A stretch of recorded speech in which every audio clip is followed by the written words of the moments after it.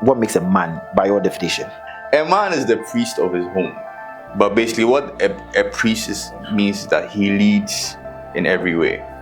Because the way it happens is that the head of the man is Christ and the head of the woman is the man. And the man and the woman partner to head the family, right? That's where the position of the man should be. Some of the currencies that we need as people are people. When you want to start a business, you think that the first thing that you need is money. But unfortunately, it's not. And the thing about ambition is that you have to look at the people who've come before you and have done the things that you think that can happen and have done it. And you can see that, okay, now if I follow along their shoes, along their path, we can do the same. You don't have to be perfect to start. You start and then you perfect. Okay, great. So collaboration would have just made that way easier. I would have just moved like way ahead. And generally, as a creative, that collaboration is what our superpower should be.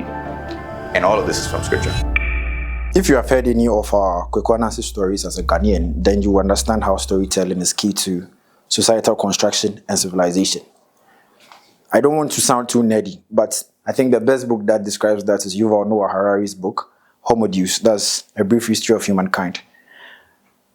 Our guest today on the 2nd Street Avenue is somebody I call my Baba. If you don't know what Baba means, go find it out. I won't explain it to you, but he's my Baba.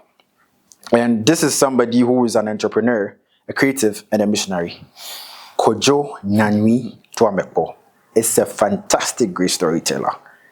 And on today's episode of the 2nd Street Avenue, we are going to have a conversation. Let's delve deeper into today's conversation. Hello, Kodzo. Charlie, how you doing, man? I'm good, Baba. How are things going? Cool. I mean, things are great.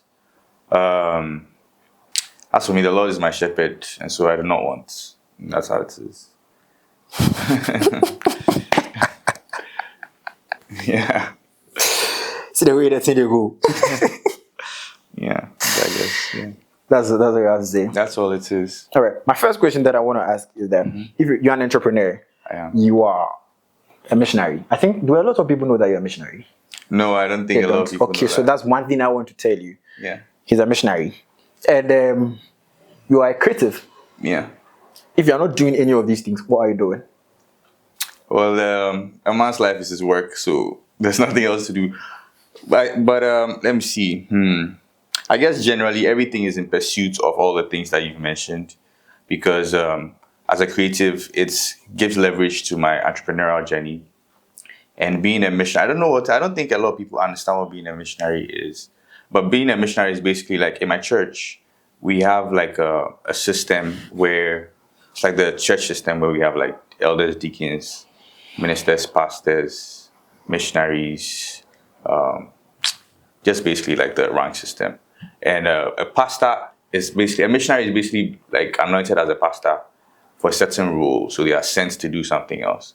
As I stand right now, I've been a missionary for a couple of years, but I've never really pushed it forward until quite recently when I started paying attention to a certain part of my church that my resident pastor gave me attention to. And that's the master seed. I believe that you've been a part of the master seed as well. So we'll talk about that. Yeah, that's what being a missionary is. And I think that's one of the most fulfilling parts of my life right now. Because it gives cadence to everything else that I do. My creativity, my entrepreneurial journey, all of it. Yeah, so that's basically, I also like to work out a lot. So I guess that's another thing. Yeah. So if you're not on the go, these are the things that you do. Yeah, if I'm not on the go, it's either I'm in the gym, reading some books. I'm just preparing myself. Because the thing is, you can only give as much as you carry. So you need to position yourself you need to put yourself in a position where you have some weight, so that when people come before you and they have their problems or they have their questions, you are in a position to answer, or at least lead them towards their answer. So that's a lot of what I do. And I guess another thing is building relationships. That's another thing that I take very seriously, building my relationships with my friends and my family. Yeah. You're always refueling. Yeah. More like that. Yeah. Getting ready for the appointed time. Yeah. More like that. Yeah, Boy Scouts, gotta stay sharp. Yeah, because if the truth of the matter is, if you don't do them like that, the more you give out, it just be like the way they burn fuel. Yeah. The more you give out, the more the fuel they go down. Yeah. I mean, there are certain things that are timeless that you can share with people, but there are certain things that are also dynamic. We go over them, then learn, refuel your body. So say you could make ready for, you can be ready for the appointed time when somebody comes, and then you are reading. What are you reading now? I'm actually reading a novel. Somebody gave it to me. It's by Nyanyuie. I've forgotten the title of the novel. That's interesting. It has a yellow cover. But I'm reading that, and then an old book about filmmaking and photography. Those are the two things that I'm reading. I'm not currently reading anything that has to do, and I read the Bible a lot. That's another thing. And perhaps some books that are written by men of God. I've gone back to reading The Vision by Bishop Oyedepo. It's an old book. I think I read that in uni. But recently I found that it's been helping me a lot. So I've gone back to that as well. So those are the 3 books that I'm reading. The novel is especially for when I'm working and I'm trying to take a break and I don't want to play on my phone. I read that because it's a very good book. So it's very imaginative. So it's like watching a film. What is it about? It has chapters the chapters are named by the characters, and it has to do with old Ghana and slavery and kinship and the Ashantis and the Fantis and how they basically the dynamic between them and the British. I see. And it's intertwined with love and duty and marrying for leverage and all of that. It's an amazing book. I know people have compared it to Purple Hibiscus, so I'm shocked that I don't remember the title of the book. Yeah, but it's probably in my bag right now. All right. Tell me about the book by Bishop Oyedepo, The Vision. The Vision is basically that book might take the whole episode. Talk to me about it. Yeah, no, but I think the bottom line is that everybody should get it. That's one thing. Because for me, I'll take from the perspective of the author instead of the book itself, because that Bishop Oyedepo himself. Yes. Now, because someone calls him, I think he also calls him Baba. Yeah, Papa Oyedepo. He's. Are you kidding? He is. I believe that among the men of God that we know, one of the people who stands as a lion, and by lion I mean bold and unapologetic in their faith, and somebody who pioneers that is Bishop Oyedepo because of the way he moves. He's unapologetic about the calling that has been given to him. He's been at it for the longest time, one of the most consistent men of God that we know. And he has works that prove it. And the thing about mighty men is that it's not only their work that proves it, it's like the men who come after them. It's another thing that proves their work. So he has another bishop called Pastor Bioye, who comes right after him. And there are so many times that you've seen videos where he has compared him to himself, like the numbers that he's recording in church, the other man of God is recording either similar numbers or the same. And so from that perspective, you can see that he's somebody that you cannot ignore, basically, especially if you are somebody who's ambitious for God. And the thing about ambition is that you have to look at the people who've come before you and have done the things that you think that can happen, and have done it. And you can see that, okay, now if I follow along their suits, along their path, we can do the same, basically. So what did he say in that book? So the vision is just basically casting that vision of ambition and sticking to it and running with it. That's like a summary of it. How deep are you into it? I think I've only read like a quarter of it. Like 25%. Yeah, All right, if you're a math guy, you want to do 25%. That's no. want to flex me with your numbers. It's okay, no problem. You put me on that chance. So that 25% thing, you spoke about it. You also used it in that when you said the parable of the sower, when the man went to sow. Oh yeah. Okay. So it's coming from you. You got me. You wanted to say something about the Bible. Talk to me about it. No, it's. You see, most of the time, believers want to be in a position where they take control of the advantage they have because they believe in Christ. But then they fail to do the things that are necessary to take that advantage. And the Bible talks about, there's a parable where the Bible talks about God being the husbandman, and if you abide in the true vine, and then we being the branches. But the only way you can abide with something is when you know it. And I heard somebody make this comparison actually this morning, where it's like, if you're not friends with me, there's no way you know intimate things about me, right? And the Bible talks about how Christ is the Word, and that Word is this Bible that we know. So, in order for you to know, to know God and to know Christ, it means that you are scripturally studious. There's no other way. It's like it has nothing to do with emotions. It has nothing to do with how you're feeling. It has nothing to do with the goosebumps you get when you listen to a gospel song, or you stand on your feet when a man of God is preaching something. The main thing is that you, by yourself, are studious in the Word. And that's what makes it an amazing book, because when you think about it, it answers all the questions. All the questions. You want to make money? It's there. Entrepreneurship is there. Being effective is there. Wisdom is there. Finding a partner is there. Finding a wife is there. Like, everything that we deem important in life is right there. So, what is the most recent thing that you find very revealing when it comes to the Bible? I've been studying about the business secrets in the Bible, and I think I've been sharing on that quite a lot. One of my colleagues calls it the universal currencies, but some of them is that, like, one of the ways that we find. Okay, let me give you an example. Right, the Jews are disproportionately wealthier than every other race because they do something, right? And what are these things that they do? I'll give you an example. If you go to a Jewish community, you find that. No, let me take it back. Let me take it further back. Right, when Jacob and Moses were on their deathbed, they gave each tribe specific things, specific blessings that they could do.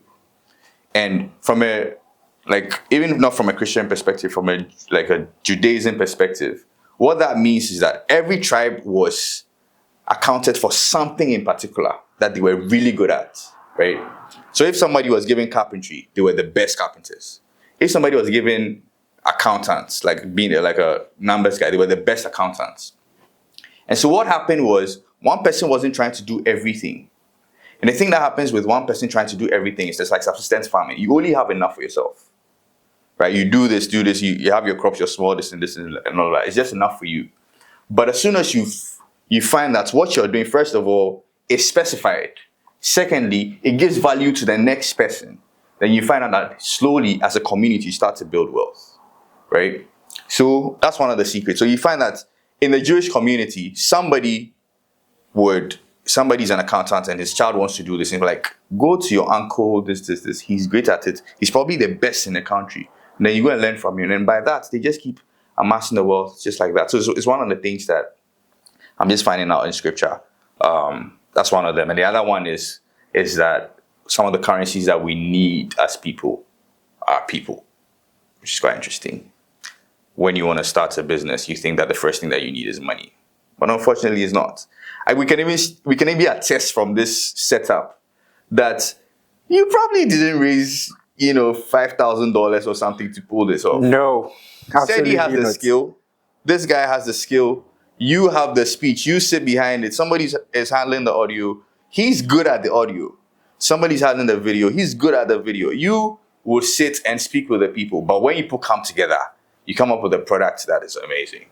You see? So it has nothing to do with you being multidisciplinary and having all the skills, because you really can't be at all the places at the same time. Mm-hmm. But when you focus on that one thing, you realize that it pushes you. And generally, as a creative, that collaboration is what our superpower should be. And all of this is from scripture, because we've seen people do it. I think that's what modern day business people call niche creation. Tell me about it.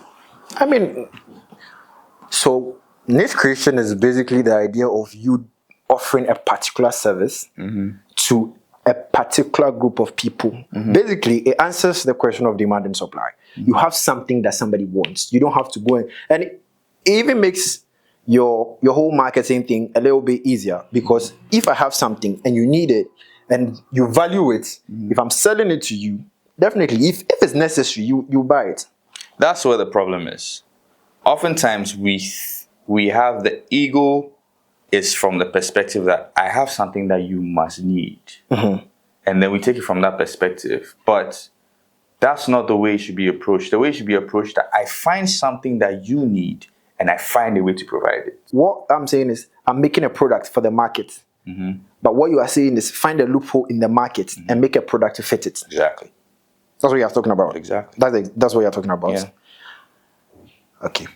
All right. So those are the two things you realize, that we need people. And you must not, and you not always love it. That's another thing. Which one? Like the loophole that you find, that you see that is the value that It's not something that you must be necessarily passionate about. To be honest, being passionate about something is a farce. Because why? This is the thing about it. You find what the people need, and then you love it. You don't love something and then you try to impose it on the people. Don't you think passion keeps you going? No, it did at a certain point. But passion is it's like the emotions of love. And I'm going to draw that comparison this way, because when you fall in love with someone, in the beginning, you're feeling all of these things. But the reason why you stay with someone is because you made a decision to stay with a person, right? It's not because at a point in time, those feelings will go away. It does. They will disappear. But your decision is what will keep you. Do you understand? And your decision is what will make you want to have those feelings again. That's the fundamental thing. That's what everything else runs on. So the decision is more important than the emotions. So that's what I'm saying. That's what I mean by, you find a thing, you're like, okay, this is what the people need. Wait, hold on a second. Do you think that all of these wealthy people, and I just used this example quite recently. I was like, how am I trying to do all of these big things when somebody who has been selling calipo for 25 years is like a billionaire? Like, let me find some calipo and sell to like all of these people.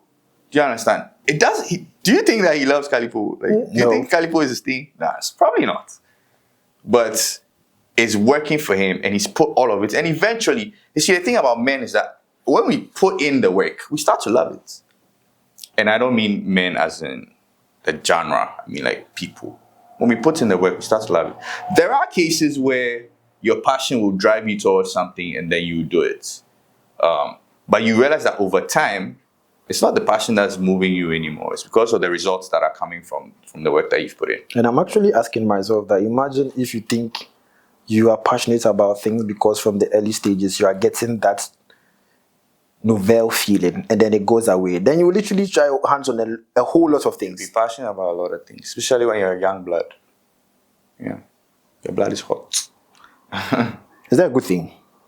Yeah, it's a good thing because and another thing that you need to realize that some people are starters, but they can't continue. The people who recognize that and build it, like this, I've forgotten the name of this guy, the guy who built Andela and then started Andela a unicorn? Yes, a unicorn. And he did I think you've mentioned it before. And he did Flutterwave. Yeah, he did Flutterwave with Zuckerberg. And then what's the name? Move. You see the Ubers that we see around as well. Like the Move Ubers, yeah, that guy as well. For him, he's the starter. My friend Eldad is the starter. Like they have ideas come to them, and then they find the people, bring them together, and then they run it, and then they move on to the next one. There are people like that, you know. But there are people who need to execute the ideas too. And the large majority of us are that. Like very few people are able to bring people together and execute an idea that they thought about. It's not something that's quite common. Do you understand? So there's a place for that. There's a place for the passion to start something and do it. But even that requires you to execute at some level. Do you understand? I do. Yeah. I do. I mean, let's go back a little bit. When you were talking about, I mean, we getting people. Uh-huh. And then you talking about the people here. Mm-hmm. I had a conversation with you in December. By that time, I was recording from my room. And then I get people on Zoom, record. I'll extract the audio, clean it, put it out. It was a lot of work, wasn't it? Alone. Yeah. I was doing it. Then recently, I was telling Sid about me comparing the two flyers. Yeah. What I was doing with Canva and what he did with Canva. The same two. Yeah. But the products absolutely different. See, so he's good at it. Then you can build yourself with the speaking. And then it goes further. One time I was looking for a studio. I told you wanted to, when I met you in December, I spoke to you about the vision, what we wanted to do. Yeah. He asked me, have you mapped it out? I said, no, Baba. I said, yes. I said, oh, I wanted to do so and so and so and so and so. And then you said, okay, then do this, and this. And one thing was that wherever 2 or more people are gathered, Yeah. the Spirit of God is with us there. Yeah. Yeah. So this thing is not about you. Yeah. You need to find people who are better at doing what you want them to do. And then just find a way to help them do it for you. And so I set out. And that's when Seth's name came inside the conversation. Because I remember you were talking about shots for knowledge merchants. Yeah. He was doing some dope shots for me back then. And then that's when it came in. And then I spoke to him. I think I was on a call with him like 2 or 3 times. I'm saying all these things to explain that the idea that, I mean, when God brings the men, I mean, it really catapults you. Yeah. Insanely. Yeah. Recently, I was constantly saying, oh God, I need the men. God, I need the men. Oh God, give me men. Oh God, give me men. So I was telling people, I need men that if in the middle of the night it's 12 a.m. and something is happening, I can say, Baba, Charlie, this is what's happening. You will do something for me. Come. And like, those kind of stuff. And then it just dawned on me like 3 weeks ago that, so what of all the people that are here now that God has given to me? Like in my office, I have people I look up to, people who literally hold my hand and make sure that I'm learning. Like with you, the impact you've had in my life, all these niggas here. So what about them? And so I shifted and I was like, oh God, thank you for the men. Thank you for the men. Let's that's okay. We'll have that conversation for another day. What inspires you or your creative process? Because you're a creator. So Kodzo has about three movies, documentaries. 2. 2. I'm actually working on my current one. The third one. Yeah. All right. So I know of Mandem. I don't know of the other one. Full Griffey. Full Griffey. Okay. Yeah. And then you have Good News Limited. Yeah. You go into clothing. Yeah. You can check his social out. Great guy. What inspires your creative process? It's a bunch of things, like a lot of things. First of all, there's a scripture in Exodus that talks about 2 people. The first time wisdom is mentioned in scripture, it has to do with creativity. Where Bezalel and Aholiab are given the spirit of wisdom so that they can build the temple, like the things that are necessary in the temple. That's the first time. First time wisdom is used on people, or the spirit of wisdom is used on people. It has to do with them using their hands for creative work. So most of my ideas just come to me like when I'm praying. That's one of the easiest ways for me to, if I'm struggling with something, I just start speaking in tongues, and then the ideas will drop into me. The other one is how I intentionally fill my bank. So I call them banks because, when you're asked for something, you don't have to now think about it. But if something is your bank, you can just collect it. Yeah. So these banks are either films by directors that I enjoy, or books. I read a lot. I like to. That's why Knowledge Merchants is Knowledge Merchants, because we started the book club to encourage people to read books for sure, and then just general experiences. Like when I'm in a position where I feel like I can learn something, and that one I had to build over time. Like when I go somewhere or I go and watch something with someone, or somebody's having a play and I sit down with them, or when I speak to other people. Sometimes some of the best ideas I get is when I just have a conversation. Like right now, I know something that I want to do. I just haven't picked my phone to write it down because I'm hoping that I won't forget when I leave. From here? Yeah, but as we were speaking, something came to me that I want to do. All right, great.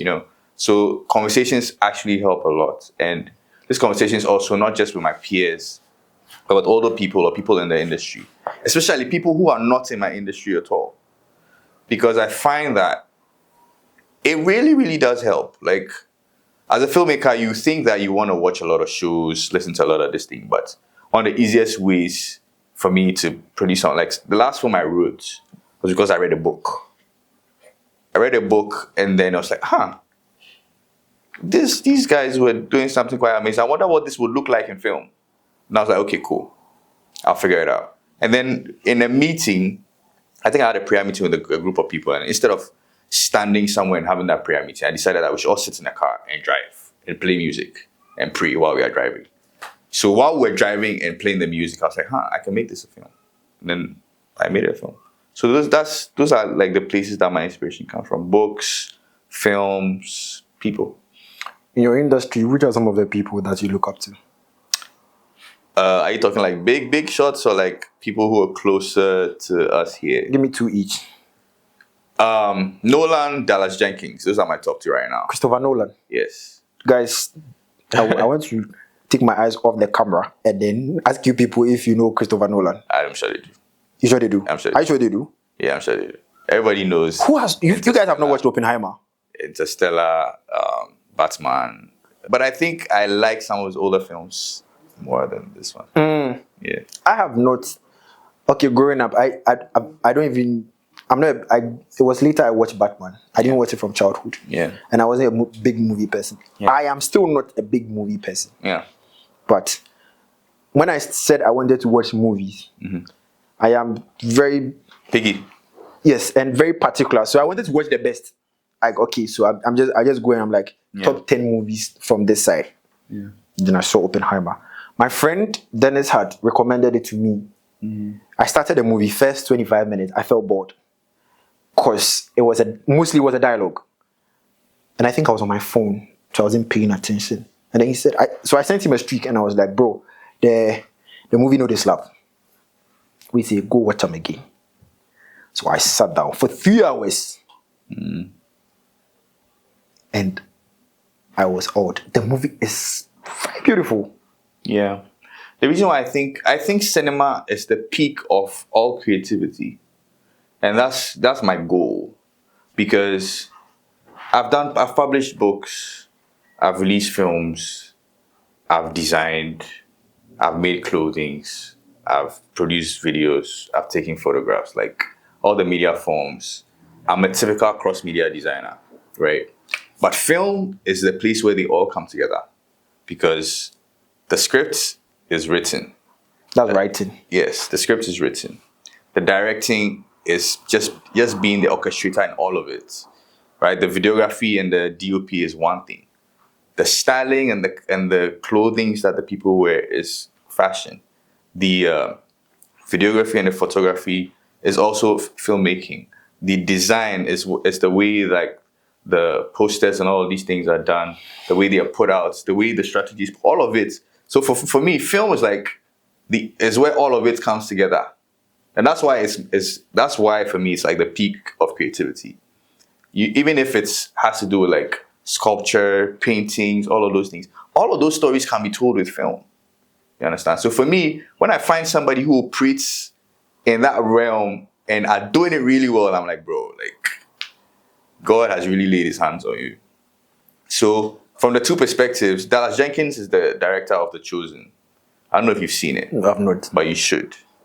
And I have never seen anybody portray scripture like he has done it.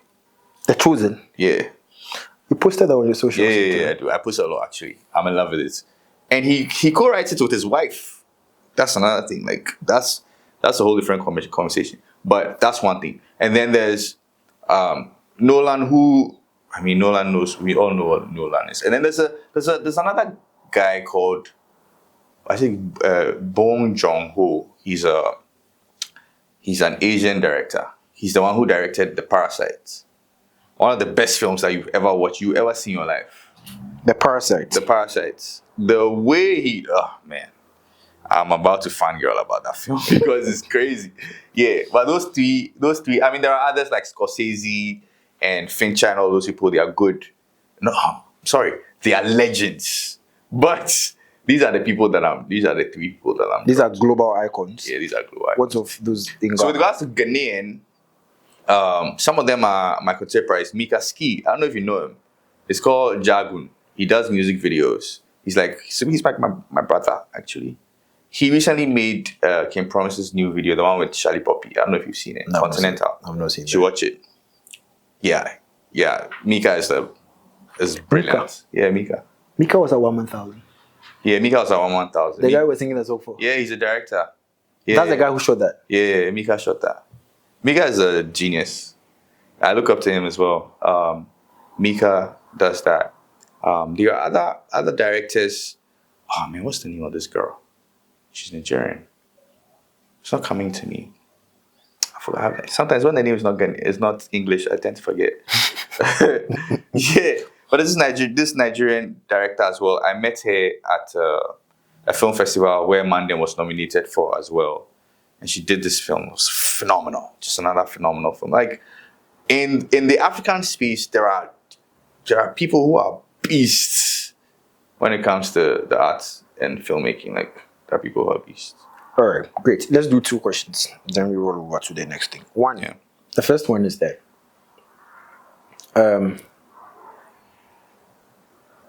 where do you see our creative industry going? Yeah. Right now? Yes. Oh, I think it's only a matter of time that will be global. Because already it's being recognized. I meet someone every day who has worked with a global brand, and I'm not kidding. I meet someone today and I'm introduced to them, and he's like, he shows me his portfolio. He's worked with Nike. I meet someone and introduces me. He shows me, oh, Ekobans is also one of my favorite people. Are you close to him? Yeah, he's my G. I was with him even yesterday. Yeah, also brilliant. And brilliant in the sense that even the way he carries himself is brilliant. Not even just his work, but he himself, like, he's built the brand for work and he's built the brand for himself, and he's just top tier. I believe he's one of the top 10 creatives in the country. That's for sure. Do you think there's a way we can get these people here? Yeah, which I just have to ask them. All right, great. Yeah. All right. And also, if you build your credibility. That's true. Yeah. We'll do that. When Miss Drew was here sometime, and then she was saying, so at the end of the show, Yeah. I tell her that, what do you want to ask me, or what advice would you give to us? Yeah. And then she tells me that, don't disappoint me. Yeah, that's true. Yeah, so Yeah, I don't think Drew's also my G. I don't think we'll forget that. So Yeah. we'll work on that. So then, tell me about Mandem. So Mandem is a documentary about young men and women who have gone through untraditional ways to find success. So they were either orphaned early, didn't go through like traditional means like school and all of these things, but they've had to figure out ways to cater for themselves and for their home. So these are fraud boys, prostitutes, people who sell on the streets, people who bet for a living, like just this genre, for lack of a better word, of people, and they have figured it out for themselves. And that's what the documentary is about. We started, it's a series actually, and the first one is what we've done. We shot it in Tishinungwa. We had this took about a year to do. This documentary is about 23 minutes, took me about a year to do with my team. We started the conversation during the COVID. I got to know them because at the time, I met a tattoo artist who was a part of them. And I was trying to get some new ink. And then he said I should come there. And then when I went there, and I started talking to them, I built the rapport with them. And when I went there, I was wearing the Mandem shits.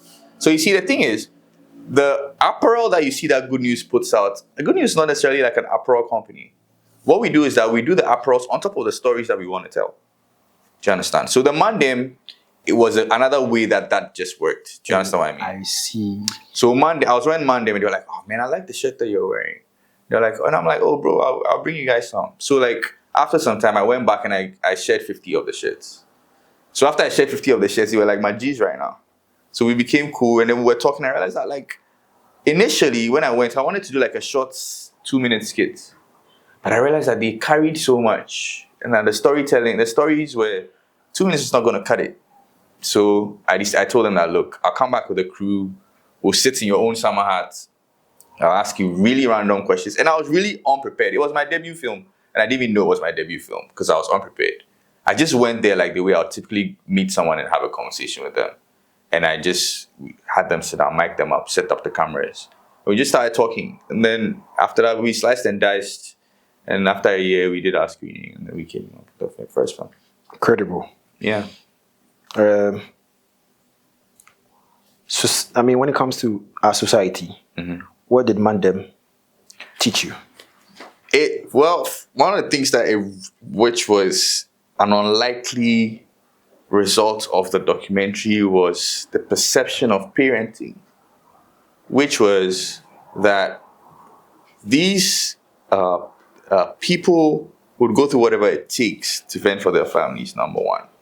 And number two, a lot of the things that they thought were faults of their parents, or especially their fathers, were things that after they've grown up, they've realized that were not actually their father's fault. I asked one of the guys the question that, like, how does he relate with his daughter right now? And then he said something. It's like, it's not every day that his daughter will say that she wants ice cream or she wants this, that he will provide for her, because there are times when he cannot provide for it. But prior to that, he had an estranged relationship with his father, which later on they built. But at the time, he thought his dad was deadbeat because his dad couldn't provide some basic things that they wanted. He wanted at the time that he was a child. But when he grew up and he became a parent himself, he realized, actually, easy like that. He gave up. Mm-hmm. So those are some of the things that it made them apply themselves quite differently. And then one other guy who, for him, no, let me not use him. Let me use one of the ladies. For the lady, what she realized was she got pregnant quite early. Mm-hmm. And what happened with her was that she gave a lot of her, like, for her, with lack of a better word, her prime years to her children.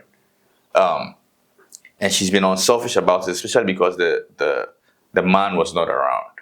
But now that her children are in a better position for themselves, she has decided that she's going to give herself more attention and put herself in a better position so that, like, in the future she can better cater for things. So for her, when I asked her, she said, this is an unselfish year for me. Like, this is one of the unselfish years for me, because all my life I've been unselfish and I've been taking care of people, but it's time for me to take care of myself. And these are not things that I didn't expect to collect in the neighborhood when I went to speak with the people. And whenever somebody watches them, the goal for me as Good News always is to tell these nuanced stories where we don't often hear. Like, we often hear the big things, but, like, nobody knows these people. But, like, I was like, okay, let's do this. And people can hear stories from ordinary people. And these are ordinary people. Nobody knows this, and that's what Good News is about. Because we often hear the stories of the people who have made it and have come up and are, like, they are big now. And, like, we want to hear all of their stories. But how about the people who are not loud about it? How about the people who are still going through it, trying to figure it out? And another thing that you find is that articulation brings clarity.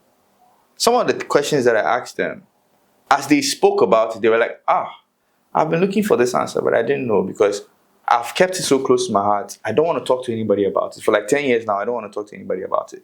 But when I speak about it now, I can see that, first of all, this weight is lifted off my shoulder. And I have more clarity on the topic and I can move differently, So that's kind of like the effect that Mandem has brought so far. Okay. Yeah. No, that was what you realize, society, like, when it comes to our society, from filming Mandem. Mm-hmm. What about the post effects of Mandem? After Mandem, what's impact? For me or for them? For them. Okay. So after a year, we went back and we spoke to the people. Some of them have completely changed their lives. Some of them, the means by which they were successful was illegal. They've completely switched to the other side right now. Whatever money they made from the illegal points is now very legit, running proper businesses just so that they can leave a legacy for the people who are coming after them. That's one thing for sure. Another thing that the people realized, that perhaps the dreams that they were dreaming, and this is another conversation I had with one of the guys, the dream that he was dreaming, because one of them wanted to play football.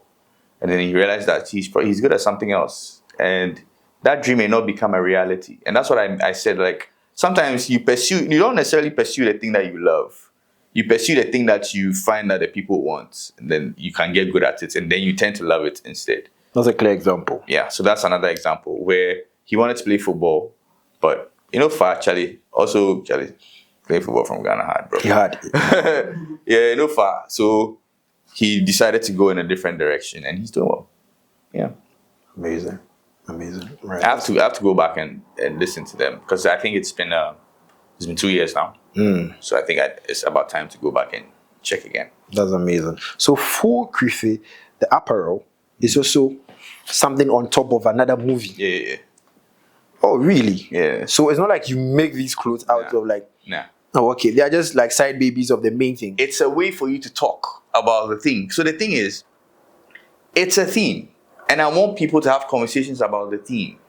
So which ways will I get people to talk about the theme? I'll use film, I'll use music, I'll use podcasts, I'll use clothes. I'll use whatever means is necessary to get it done. Briefly talk to us about Fukife. Fukife is about being unapologetic with your Christianity and how it doesn't necessarily have to be in a specific lane. Like you don't always have to be spiritus on Sundays. You don't always have to be spiritus on the midweek service. Like the regular things that you do can keep you in line. Like instead of playing like maybe hip hop in the gym, just play some Christian gospel instead. What do you listen to when you're working out? Podcasts. Very cool.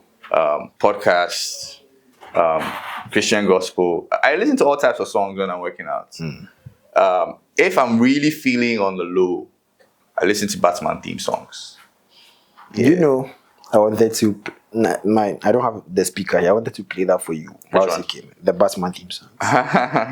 Yeah, because let me tell you why I wanted to do that. Tell me. Because I had read The Diary of a CEO and Steve Bartlett's. No, Steve Bartlett really pays attention to the nitty-gritties of what he does. And so he actually, I've read a book. So one of the things is that he goes and then finds like something as simple and as basic as the music his guests listen to. And when they come, and then the first 15 minutes, whilst they are waiting for them to get ready, that's what he's playing. Talk is cheap. You didn't do it.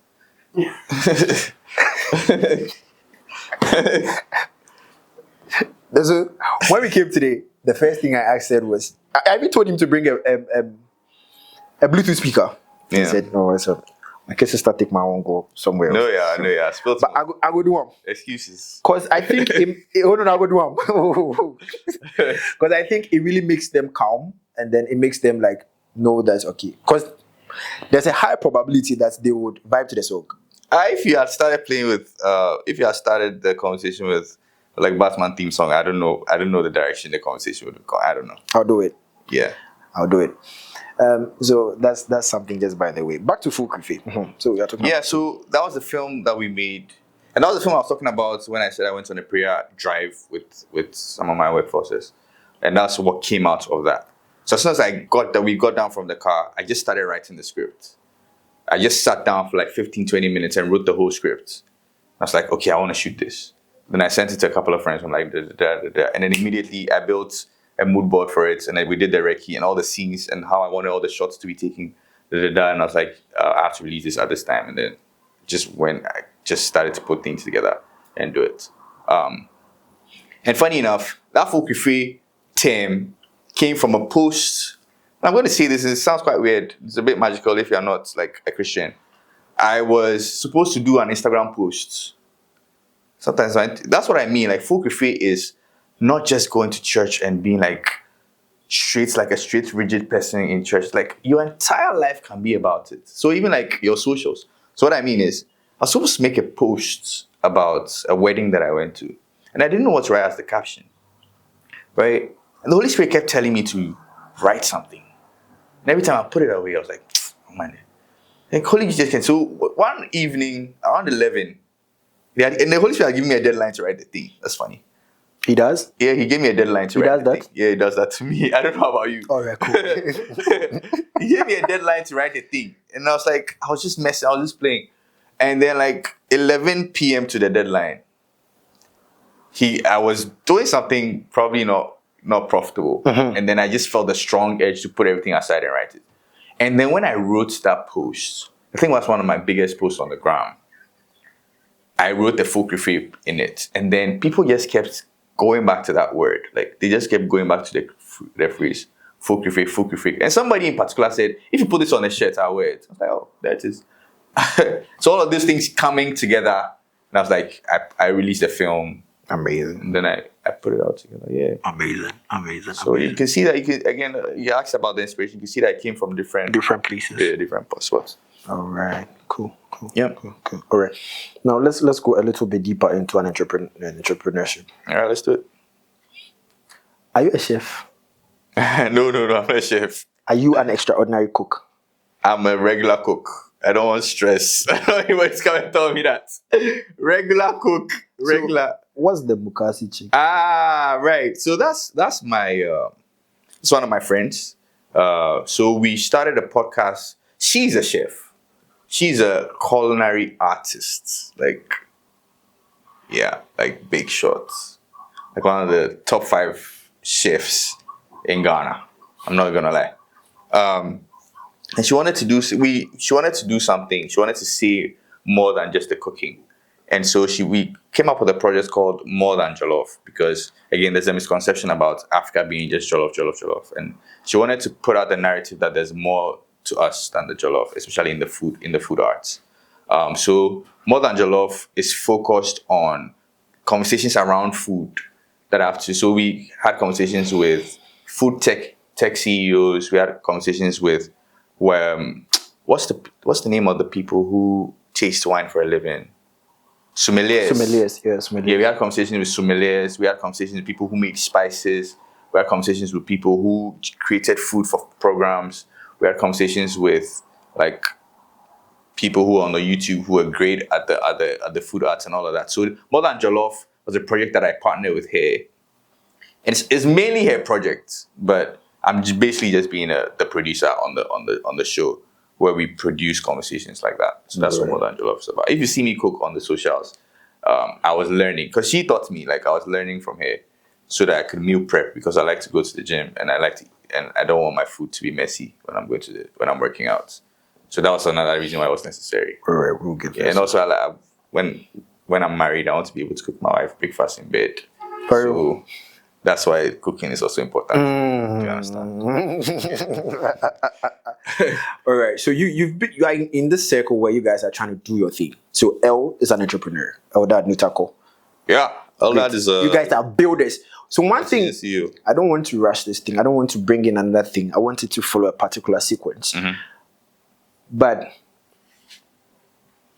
you are in the midst of people who are trying to build stuff, mm-hmm. trying to do stuff. Mm-hmm. All of them are builders one way or the other. Mm-hmm.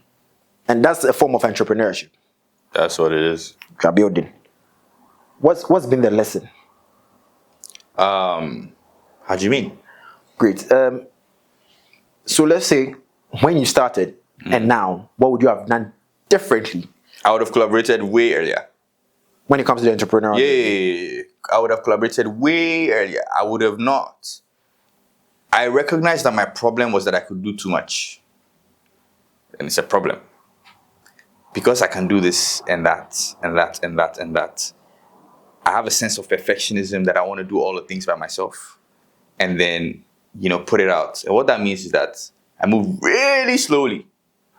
Do you understand? So immediately I would have just collaborated with a lot of people who I know that there's somebody who's better at this than I should have known, because I started Good News like that. I started Good News because a friend of mine was behind the camera and he took a video that I wasn't aware of and he put it out, and then that was the video that forced me to start the Good News journey.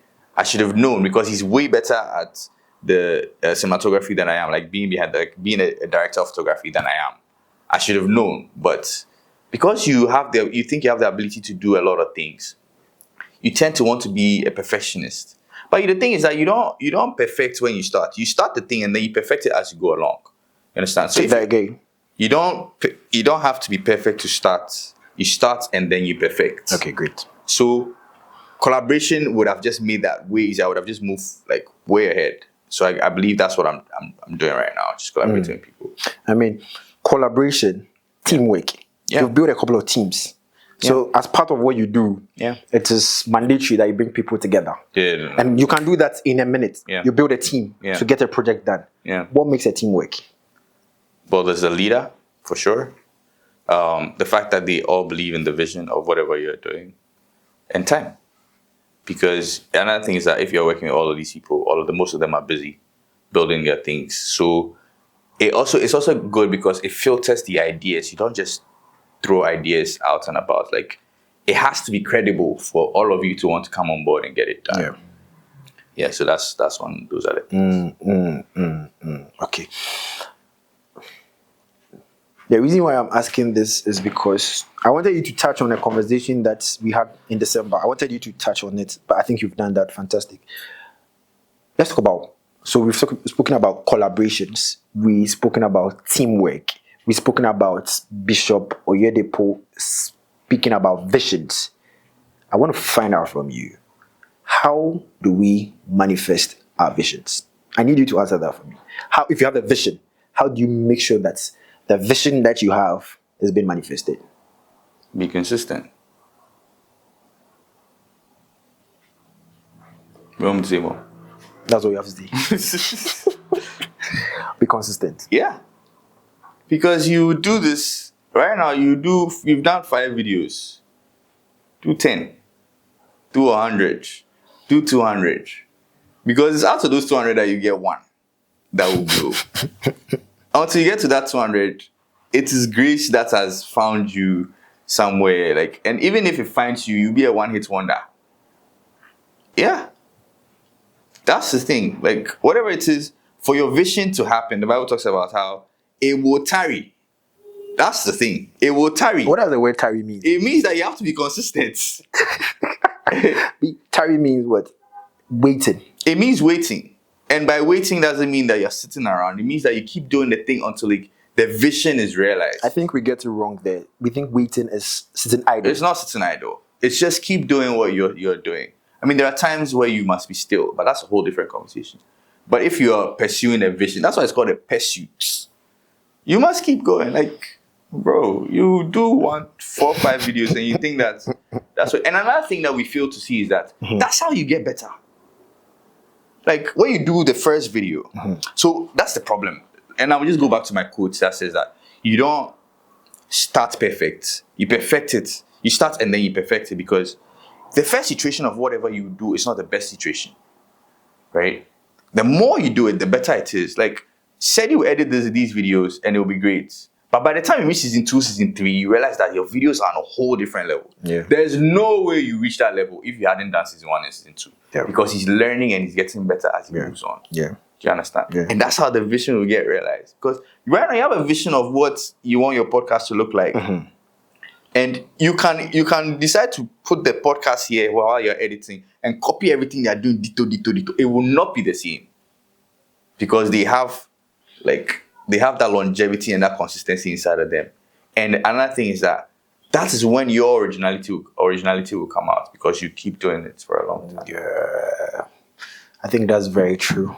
Because even with what we've shot so far, and one thing, and that's something that will be evident on our journey at 2nd Street Avenue, because the team right now, I think the most experienced person here is Hagan.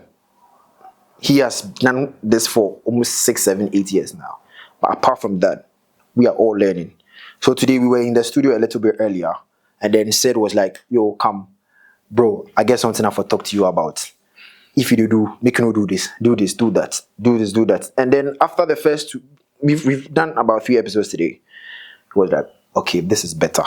This is getting better. So I think that is something that if you watch our first video and you watch our 50th video, you will see the growth. You will see the betterment. You will see the progress. How will you have that growth if you've not done the 50th video? That means we need to be consistent. Yeah. That's true. You are big on masculinity, big on being a man, being a father. What makes a man in this age? What makes a man by your definition? My definition is from scripture. So let me just say that a man is the priest of his home. The pastor. You can call it that. But basically what a priest means is that he leads in every way. Because the way it happens is that the head of the man is Christ and the head of the woman is the man. And then the man and the woman partner to head the family, right? So that's where the position of the man should be. But let me draw an analogy so that you can understand the type of masculinity that I picture. The way it happens is this. When you build a home, right, you start by digging the ground and then you lay the foundation of the home. Now, as you lay the foundation of the home, you raise the pillars and then you put in the rooms, the windows, and all of the things that are necessary, and then you finally roof it. After you do all of these things, it's called an interior decorator. They come, they just make the place look as beautiful as you want it. If you are a typical architect, you do it all gray, which I don't really fancy, but but then you make the place feel like your home, right?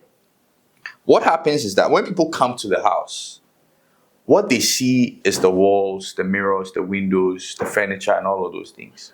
But nobody sees the foundation. What happens then is that any comments that's made about the house is about all the things that are there, but nobody sees the foundation. But without that foundation, the house is nothing. Yeah. It would fall to the ground. Yes. The same way happens with the man and the family. The man is the foundation, and he doesn't receive any accolades. He doesn't receive nothing. No attention is given to him. But when the house is thriving, it depends on him, because when he's not there, right, nothing will stand, basically. So as a man, that's the position that you must accept to be in. You must accept. Yes, that's the position that you must accept to be in. Everything else that come in addition to that, you must just thank God. It's an extra thing that comes with it. Like when people acknowledge you, like we all know that Mother's Day is not the same as Father's Day. Definitely not. You know, Yeah. because the father is the foundation. So as a man, that's the position that you must accept that you will be in. And once you have that, then all the other nuances that are on top of it, and then we can talk about all of those other things. Okay. Yeah, Okay. basically. All right. Okay. Good. Yeah. What do you think of today's man? I mean, what do you think of? You are an older generation. Hey, I'm not old like that too. Oh, Baba. Baba. Recently, I saw a tweet and they said it's so boring to talk to older men, starting from 1990. Charlie. I was like, I just went one card, 11 piece that they put me for old category. Hey, Yeah. is that where we are now? Yeah. But ask your question. Yeah. What's the difference between what kind of men do you see coming up? I don't think I have the acumen to speak on that.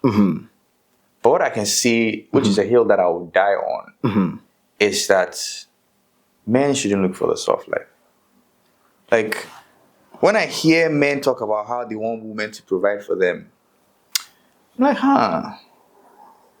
that's a bit strange, isn't it?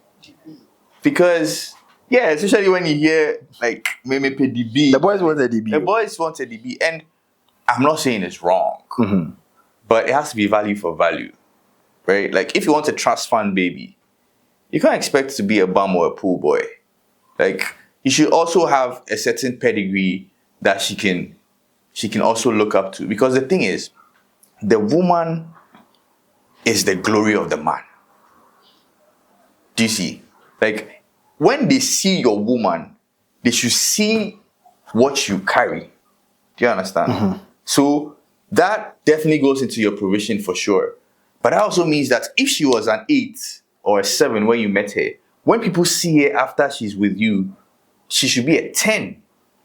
Do you understand? But how will you do that if it's the roles are flipped the other way around? Now, I'm not saying that there won't be there are not situations whereby the woman is probably earning more money than the man or stuff like that. Those things, they are there for sure. But the thing is that even in that position where your woman earns more than you do, right? You still carry the aura of being the man in the home. Do you understand? And they meet more niggas with and get zero aura. It's unfortunate. And that aura too, you can talk about it in so many ways. So many ways. Yeah. But like, as a man, you cannot take the position of wanting to be provided for. You have to try to put yourself in a position where you are the provider. Yeah. It's not going to get softer, yeah. Bro, Charlie, if God blesses you with a partner who like makes me, let's say, finances not a headache of yours, and you can channel your energies elsewhere, Charlie, you are really blessed. Because that's not what it's supposed to be. Not necessarily you're that's saying? not what's supposed to be. There's no such thing as supposed to be. All right. You are blessed, but it also doesn't mean that you sit on your bum and do nothing. All right. You know, sit on your bum and do There are nothing. people like that. Yeah, I know. Wow. That's why I said it's unfortunate. Wow. And it's nice. All right. All right. It can be nice. Like, you're there and somebody's providing for you. No, It no, can no, be no, nice. no, no. That I don't know about other people, but for me, that won't work. You've not tasted it before, so you say that. How do you know that? It can be nice. How do you know It that? can be nice. How do you know that? I'm saying if I was recently having a conversation with someone and they were like, no, the question that we're asking the men is that have you ever received a gift in a time when you were like going through it as a man, which is quite rare. Like you rarely receive gifts when you are going through something. Like somebody has given you something because you are going through something. It's very rare. I've received it before, and I really, really, really appreciated it. Yeah. Do you understand? Yeah. I really, really. But does that mean that I'll relegate myself to always receiving? No. Nah. No. All right. So we are about to wrap it up. Yeah, let's wrap it up. We're about to wrap it up. I mean, we've shared amazing stuff, very good stuff. But before we wrap it up, I want to find out from you how do we become better men? Study to show yourself approved, rightly. Yeah, study to show yourself approved. To become a better man, you must study it. Nobody becomes anything by chance. I mean, we can go into the whole study, intellect, books. I don't. That's a whole different conversation. Let me clarify something before you continue. When I say study to show yourself approved, I'm not saying it doesn't necessarily mean intellect. Wisdom must come with understanding and application. So James will say not just being a hearer of the word, but the doer of the word as well. Yeah, that's what I mean. But that's full intellect. Intellect, the practicality of what you know is what makes you an intellectual. It's not the knowledge, just the knowledge. It's part of it. Practicing what you've learned is what makes you an intellect. So it's part of it. Okay. Rapid fire questions, quick ones, then we can wrap it up. Okay. What's an experience that changed your life? I had an accident. When was that? 2022. I was driving really fast in the rain and I drove up a heap of sand. So my car was airborne for a bit. And then I landed on in the front of my car. Nothing happened to me by God's grace. How did it change your life? Only a few people heard about it. Like 4 people, I can say. My brother, I didn't even tell my mom. My brother, my dad, and 2 of my friends who I called immediately to come by. And I was just quiet about it for a couple of days. And it just made me think, after 2 weeks, I was like, if I died, nobody would have known. Nobody would have. They would just be there after some time. They would just randomly hear that, oh, Charlie, you decay this guy. Everybody says, oh, but I just spoke to him yesterday. You decay this guy. I just spoke to him yesterday. And at the time, Omani and I were talking about memento mori a lot. So it just became very real to me. Yeah. Yeah. Memento mori is another thing for another day. Listen, I don't want to. If I say I'm going to expand on everything you say, we are not going to finish the conversation. But we need to finish it. Okay. What's something you are proud of that people don't know? I guess my family. Really proud of all my family and friends. And people know. So I don't know about anything else. Never. Yeah. What names comes to mind when you hear the word successful? Successful. My brother, Senyor Yadomakbo. Omane. Okra. And I'm saying people who are close to me. Omane is definitely going to be here. Yeah. Omane Okra. I just need to talk to him. Edem. She knows herself. Yeah, all the other people are like quite on the nose. You know them. Yeah, but these are the people that I believe are successful. Especially because I know exactly the things that they're going through to be where they are. And I can see it up close. So, what makes them successful? Their consistency. especially in the midst of a lot of other opposition or challenges or burden, they've still been able to figure it out and come on top. And they're still doing it. Yeah. Yeah. And my dad. Yeah. My dad as well. Thank you so much, Baba, for deciding to do this. I have a question for you. I was about to ask you. Yeah, what are you afraid of? What am I afraid of? What am I afraid of?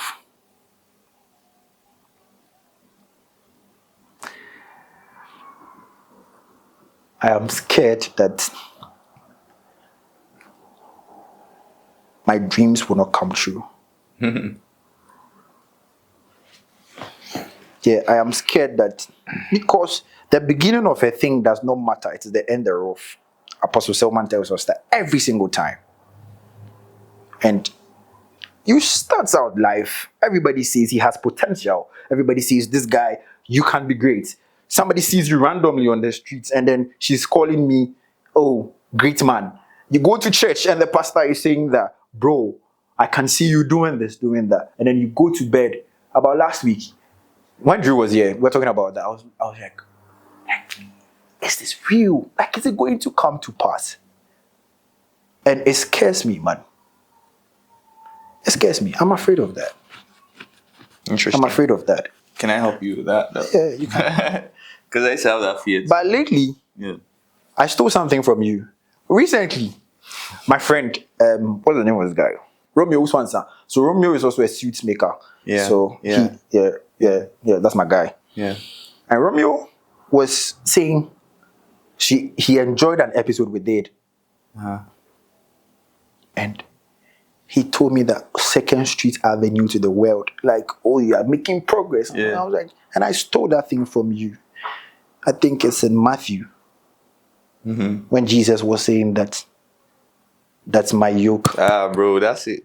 My burden is light and my yoke is easy to carry. Yes. So that's the response I give to everybody. Yeah. Like, what? Oh, my burden is light, my yoke is carried. And one of the most profound, guys, I think you are supposed to leave, but we'll wrap up very soon.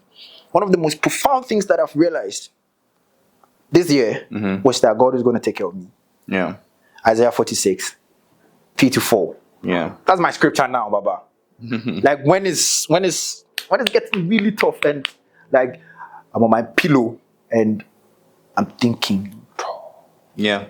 So it's like, I told Drew was on an episode, I told him that the Lord says that, he told Jacob that I want to remind you that from your infancy, I have been with you. Yeah. And I'll carry you. And even to your last days, I'll save you. And that has given me so much peace. So much peace, because there were certain goals in my life that I thought I was really close to hitting. And then now it goes like that. And then I get worried. But now. So that's how I'm dealing. Yeah, sure, you shouldn't be afraid. Yeah. Okay, that's it. Yeah. So thank you, Baba. Hey. Thank you. Any advice? Anything for us? Yeah, Charlie. You've done 5 episodes, do 500. All right. That's Right. all right. Okay. All right. All right. Thank you so much. My pleasure.